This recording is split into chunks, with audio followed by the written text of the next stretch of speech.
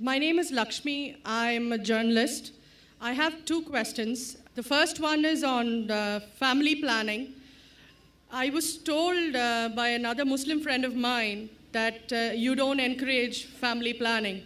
Now, I'm sure probably my grandmother's generation were more than happy to produce 10, 15 children. But given the state of affairs today, I mean, how is it possible to put a stop if you don't have family planning? Sister, there are two questions. Very good questions, but long answers. First question is family planning.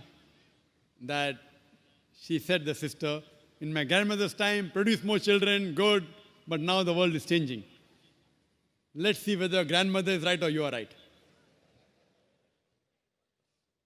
Now, in Islam, as far as family planning is concerned, family planning is a big word, but there's unanimous agreement that as far as permanent method is concerned, all the Islamic scholars, everyone agreed that it is haram. Tubectomy, vasectomy, it's prohibited. Even abortion, it's prohibited unless it is to save the life of the mother. In that case, you can do permanent method, you can do abortion. For example, the doctor tells you that the lady has heart problem, and if she conceives again, it may be danger to her life. Or if she has multiple cesarean section, 3, 4, 5, one more child will be detrimental to health, then any method is permitted. So as far as permanent method is concerned, abortion is concerned, unanimous agreement, it is haram because Quran says in Surah Anam chapter number 6 verse number 151 that kill not your children for want of sustenance. For it's Allah subhanahu wa ta'ala, Almighty God, who will give sustenance to you and your children. The message repeated in Surah Isra chapter 17 verse number 31, kill not your children for want of sustenance, for it is Allah subhanahu wa ta'ala, Almighty God, who will give sustenance to you and your children. Now here we realize, based on this verse of the Quran, killing children is prohibited. Furthermore, as far as temporary method is concerned, I being a medical doctor, as far as contraception is concerned, the most common is the copper T. And we learned in the medical college that it's a contraception. But we realize it's not a contraception, it's a contra-implantation. The ovum and the sperm has already met, they form the zygote, but it is a very early abortion.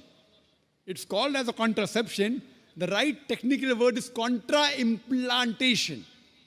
And if you let your imagination a bit ahead, it is nothing but an early abortion, so this too is prohibited. The difference of opinion as far as temporary method is concerned, but our beloved Prophet Muhammad, one person approached the Prophet and said that he used to do uzl, that is coitus interruptus, breaking the act and preventing the fluid of the male to enter the female's body.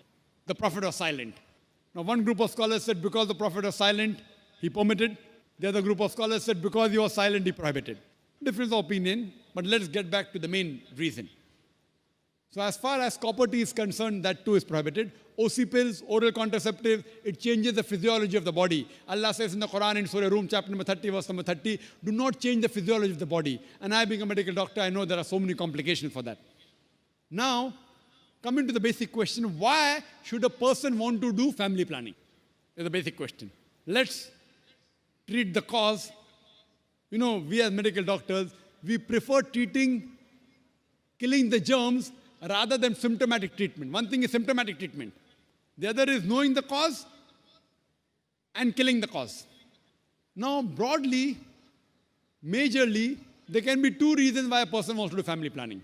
One can be because he's poor and poverty prevents him from looking after many children.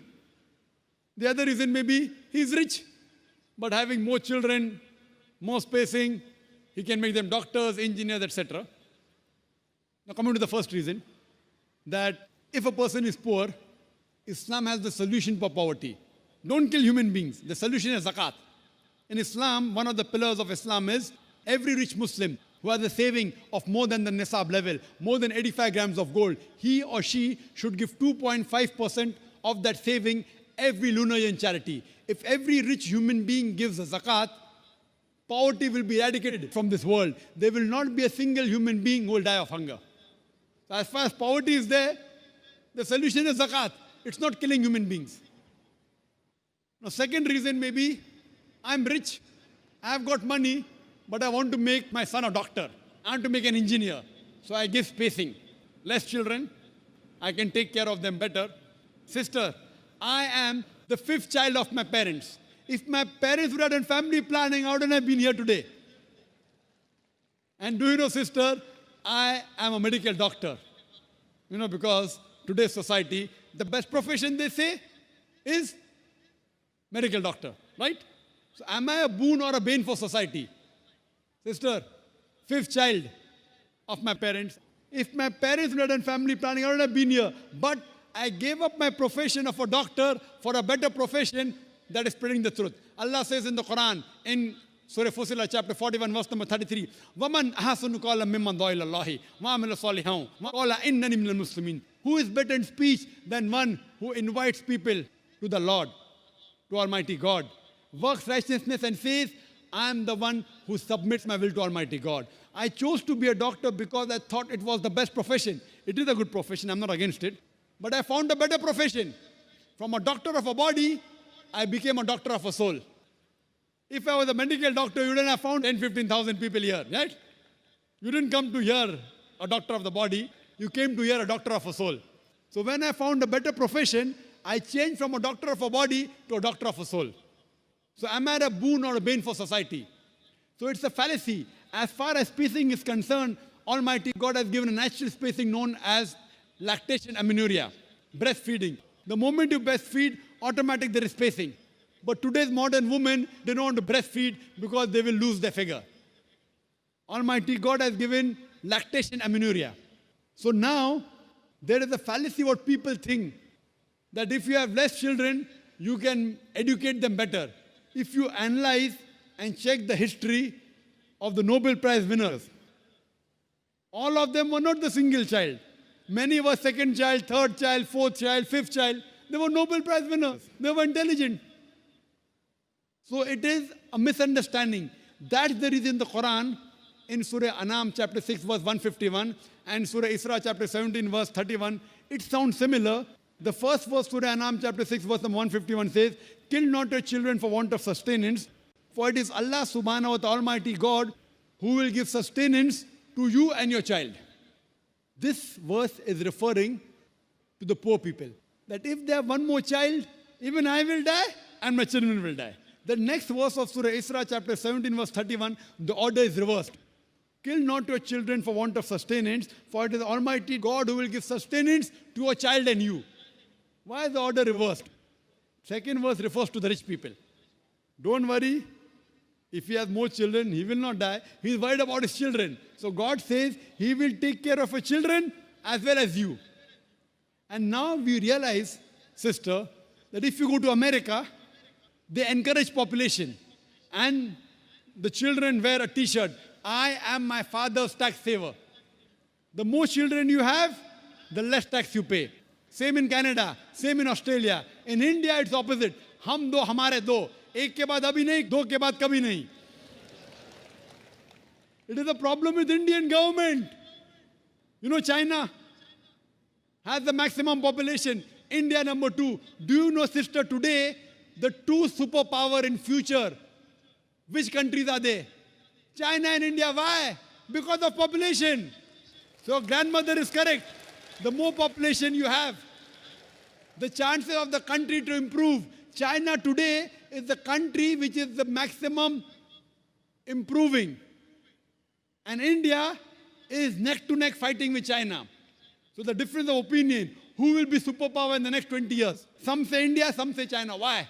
America is nowhere. Australia is nowhere. Canada is nowhere. So sister, population is a boon. It's not a bane. You should know how to utilize it.